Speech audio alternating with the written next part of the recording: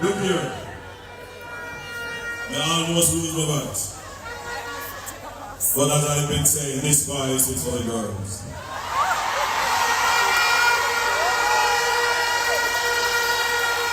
So, my show, you have to just listen. Firstly, just by way of comparison, I do not recall a meeting in the town square larger than this one.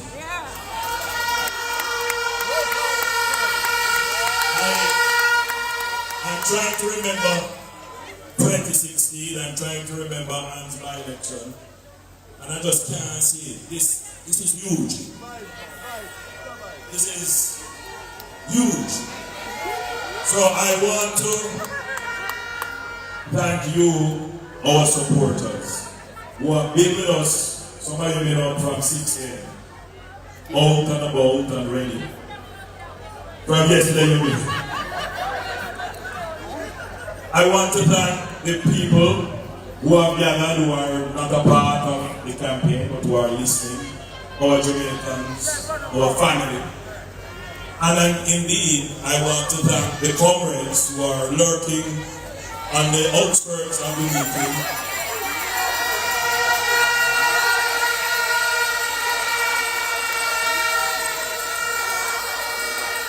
Yes, you too add to the numbers that are here. When we started the campaign today in Buffalo, I took a few minutes to deal with some housekeeping matters. You recall, those of you who were there, I said, listen, our campaign must be orderly. Don't hang out of the buses. Those who are riding bikes, be very careful. I didn't get a chance to check the news yesterday when we came into the office complex. I took a little time, went through my news feeds, and I saw that a 15-year-old boy fell and died on a campaign. I believe it was in Portmore, Southborough. I was just campaigning in Southborough last week, and this youngster who was apparently on the PNP's campaign had an accident, fell from a bus and died. Very tragic. And my heart goes out to his parents. And I'm sure all of you here is keeping that family in our prayers. It is really, really sad that this has happened. Last night, I went to visit one of our workers who was also the victim of an accident when she lost a leg. It was crushed. Quite different circumstances. Boulders fell off and rolled onto a truck and damaged her leg. She had an amputation. Really, really sad. So I want to say to all of you here, when we call you out to come and campaign, I have a responsibility to make sure that whatever we do, it is done orderly and it is done with your safety and security in mind. You must come to a political campaign and leave here less than you take. When you come to this meeting, you must be uplifted. This is not a general election, but such man has converted this into a general election. I don't understand that political calculus because local government election should stand on its own. But having converted it, we are filling the town square of Port Antonio for a local government election. It is quite obvious that that was a miscalculation. Who tell him we got trouble name a party answers?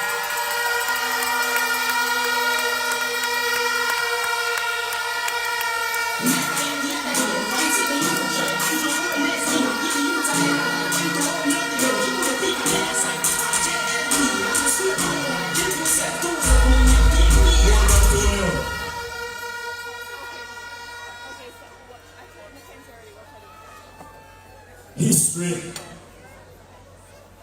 is never written as it happens. It takes some time for historians to be able to reflect on what has happened and place it into context. There is a change taking place in Jamaica and in Jamaican politics that our academics and intellectuals have not yet caught on to it, nor have they had an opportunity to reflect on it and write about it. For the first time, you have a government that can campaign on its record of performance and achievement. Excuse me, the pagans, I believe in poor the Jamaicans, always and next to paper. Farmers don't have pension. For the first time,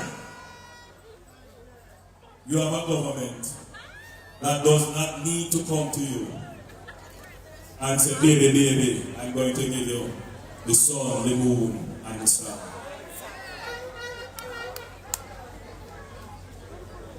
For the first time, you have a government that can say, we are going to build a new town center for Portland, Tory, Bombrook, 140,000 square feet of space is going to be built. It will have facilities for your convenience. It will have 65,000 square feet of space for BPO, business process outsourcing. It will employ 3,000 people.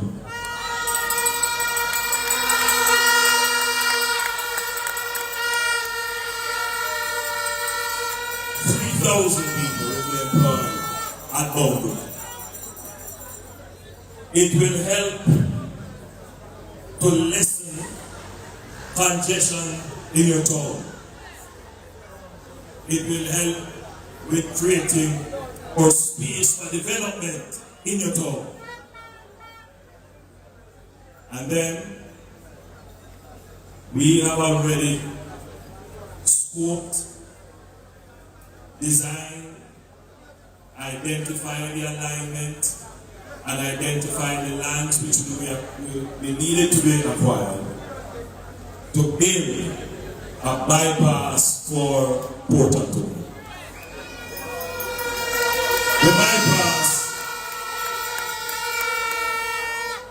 The bypass will start at Bombrook, it will go through the hills, and it will drop out in Boston.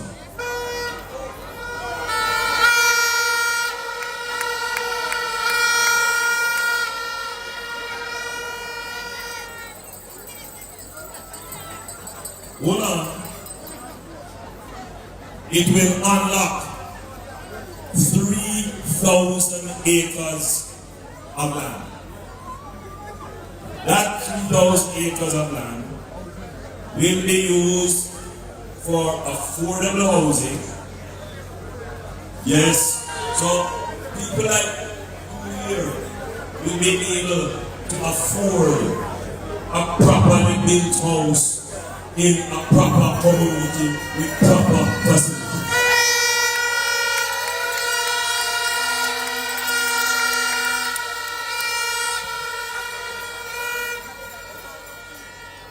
Now, you know a place named Paisley Gardens? Paisley Gardens. I say Paisley, but it's Paisley Gardens. And make sure I have the notes down. The NHD falls under my supervision. Every day Minister Bars harassing about this project. We will be building 664 housing solutions here.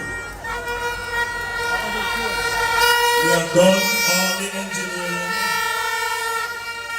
and architectural designs, and we are now in the process of finalizing the acquisition of the lands. So this is not a promise. These are things that are in trade. No, we don't have the pipeline. We have a train line of things.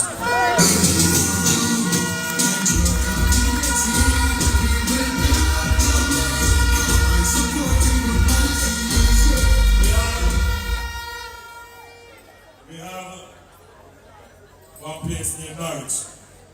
Is your area that I get? No, Anne-Marie. This will make it show a balance. So Anne-Marie, we have 140 housing solutions now being planned and developed in Norwich. And we expect to start work on that within the next 16 months. Why you understand? Holy patterns are going. But no father will hear them say, your government is working for you and your community.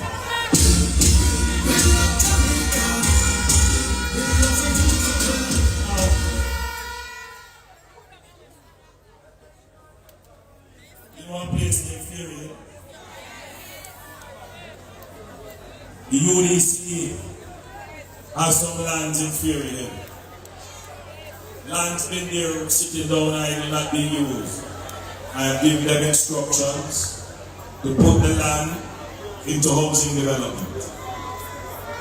It's about 200 acres. We should be able to have about 300 housing solutions here. The proceeds from that oil will be used to make the Winfred Beach a state-of-the-art, most modern public beach there is in Jamaica.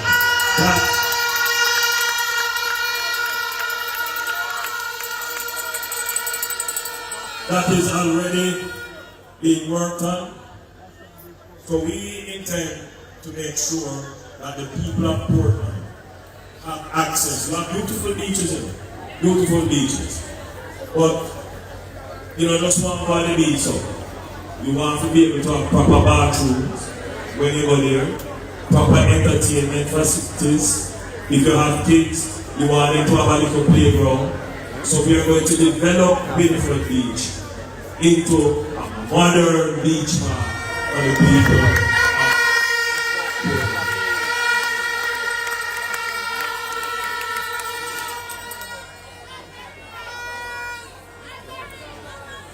So why you listen to me now? You see the problem now? Boston Beach, yes. Don't marry, you tell me, go Boston. Boston Beach is going to be taken back and become a public beach free of charge by the government of Jamaica. That is something that I've worked on with the member of Parliament and the Prime Minister. Boston Beach must go out for the people free of charge. And nobody will eat food at the Boston Beach anymore.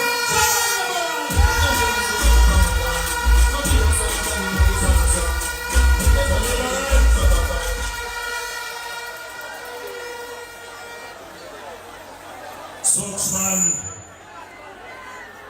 can only talk about what they dream about.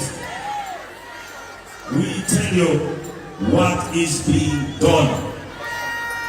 We are a government that campaigns on our record of achievement.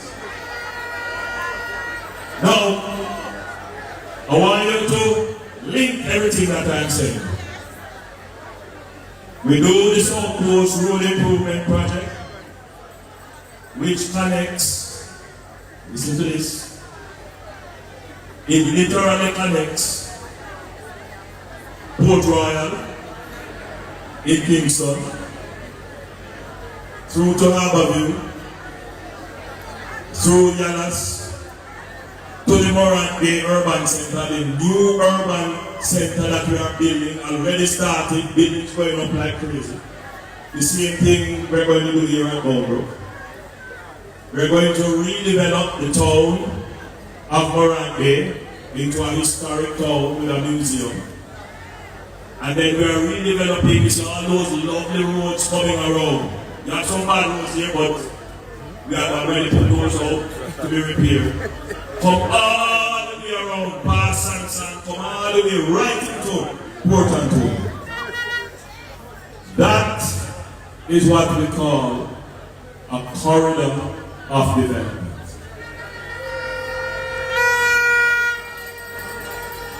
We will be able to bring tourists and visitors who can come into Port Royal, or they can come into Norman, and they can make their way all the way along our beautiful coastline through the parish of St. Thomas and end up right here.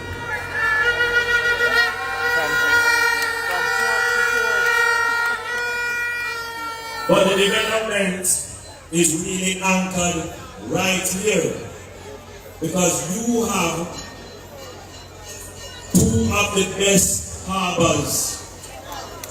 Beautiful. Some problems, however, because of the depth, the ships can't always come in. But we have now put in place the development plan to develop the East Harbor into a proper cruise ship pier. So we're going to solve the problem of bringing in cruise shipping into the town of Port Antonio.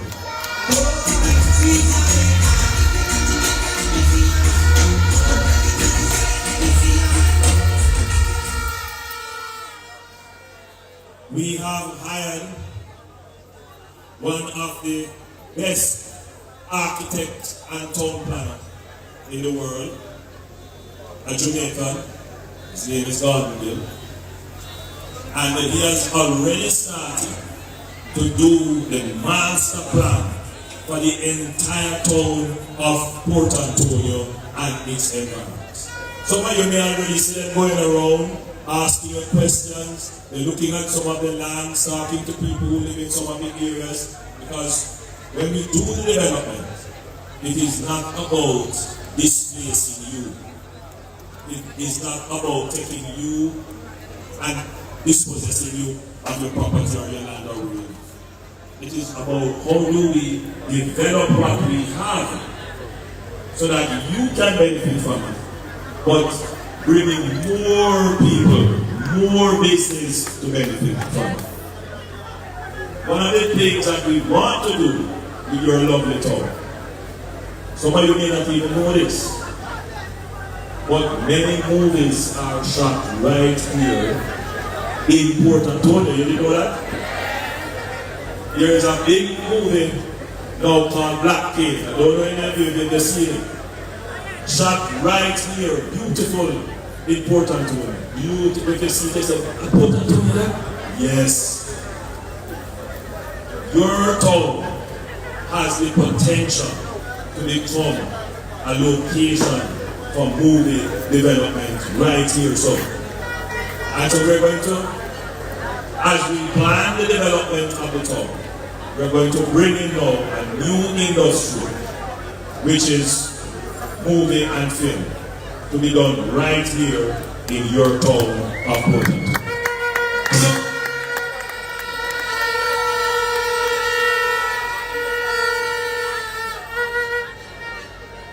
I'm not going to say too much about the market.